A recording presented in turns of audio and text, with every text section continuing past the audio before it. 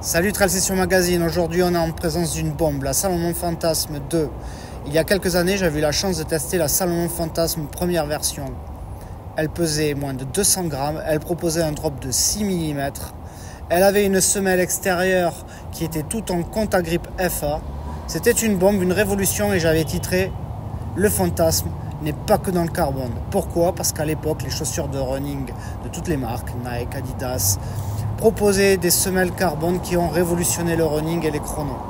Aujourd'hui, Salomon Running s'est mis à la page et propose avec la Fantasm 2 une chaussure qui intègre sur toute sa longueur une plaque de carbone.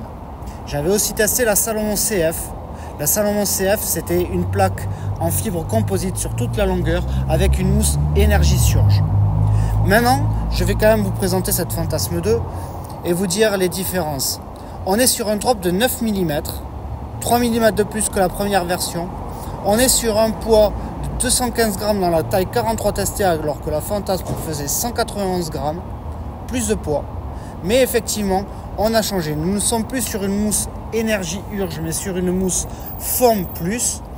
Et sur toute la longueur longitudinale, nous sommes avec une plaque en TPU de la célèbre marque Energy Blade de chez Salomon. Donc c'est pas une marque, c'est une technologie. Voilà.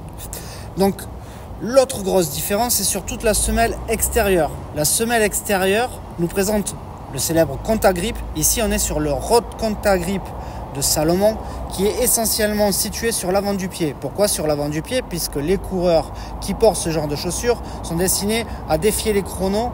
On va être sur des chronos de moins de 3 heures en général. Donc on a tendance à plutôt attaquer sur l'avant-pied et le médio, et très peu sur l'arrière du talon. Mais tout de même, sur l'arrière du talon, on voit que Salomon a tenu à mettre 2 petites plaques en caoutchouc pour renforcer. Il faudra vérifier l'usure au niveau du médio-pied. On retrouve aussi, ce qui est très intéressant, cet effet balancière cuve qui est célèbre par rapport au ski de chez Salomon. La volonté est de faire un effet balancier pour la propulsion. On est sur une languette qui est somme toute très fine et très aérienne, qui est intégrée au niveau de chaussons. On voit bien qu'au niveau de l'enveloppe du pied, on est sur un mesh Sensifit vraiment ultra fin, vous pourrez le voir sur les photos. On est sur un modèle qui, dans la prise en main, est léger. Bien entendu, aucune flexibilité longitudinale ni latérale puisque la plaque carbone confère de la rigidité. On est sur des petites portions au niveau du chausson molletonné. Un lassage somme toute classique. Un produit qui sort à 250 €.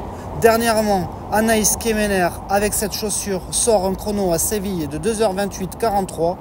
Mathieu Blanchard au Marathon de Paris 2023, 2h22,36 secondes. Une petite bombe que je vais aller tester dans le cadre de ma préparation au Marathon de Paris. Je vous inviterai à retrouver une vidéo retour test plus complète après mon protocole test. Vous pouvez mettre un petit like, mettre un commentaire et je vous dis à bientôt pour le retour test complet.